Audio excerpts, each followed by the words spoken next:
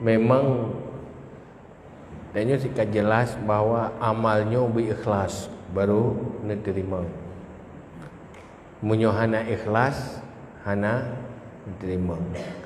Cuman ikhlasnya di dalam penjelasan ulama nak ikhlas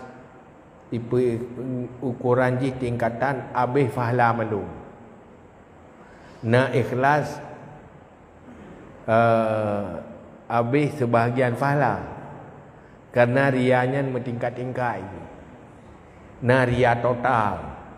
Nah ria 50%. Nah ria 75%. Hai tanya mana? Lalu mesti orang sembahyang.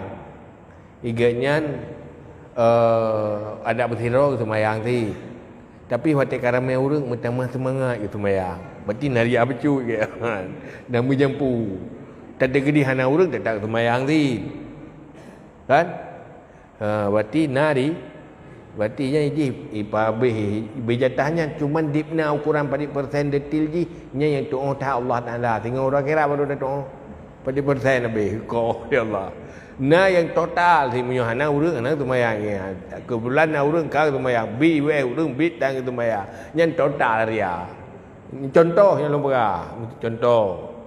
Jadi yang kelal lagi nya jadi lalu naria halu handuh bak orang lain. Kadang bak roh kan ada ria nak depu ria antik lemai. Patai Allah ke depu ria. Kan rianya halu je. Nya hansip ilmu hang gaduh rianya tapi ke ikhlas. Maka bersih ilmu makin gaduh je. Lalu tapi ke ikhlas padahal ke ria. Saya semangat dah bubuh ibadat. Hana dah depu dah fikirnya ikhlas. Tetapi hiji boleh jadinya ria. Maka memang halu. Maka watil lagi nya puduman kan untuk putus asa. Oh man han mungkin tak roh. Bukan han mungkin han tetap. Tetapi usaha hati oleh Allah ikhlasnya tetap dalam batas kemampuan makhluk. Cuman yang Nabi taufik oleh Allah. Mudah bagi orang yang nampu mudah oleh Allah. Puh bagi orang yang nampu puh oleh Allah. Kullun muyassarun lima khuliqali ajlih. Semuanya gampang bagi orang yang diciptakan untuknya. Menjadi orang diciptakan oleh Allah untuk ikhlas itu gampang. Munyo orang dicipta untuk ria-ria si gampang ke ria ju. Jadi nyan haji keputus asa. Cuma lagi dia watai lagi nyan tak andalkan taufik Allah. Ya Allah ne purulung tiro kawan. Mandu mudah menyokan pemudah li Allah. Maka baik tak andalkan kemampuan roh tu. Menyo tak andalkan kemampuan roh tu ujub ke. Tapi yang tak andalkan kudrah dan iradah Allah yang terharap taufik dan hidayah Allah. Watanya nyodrot hai membangun tu hai.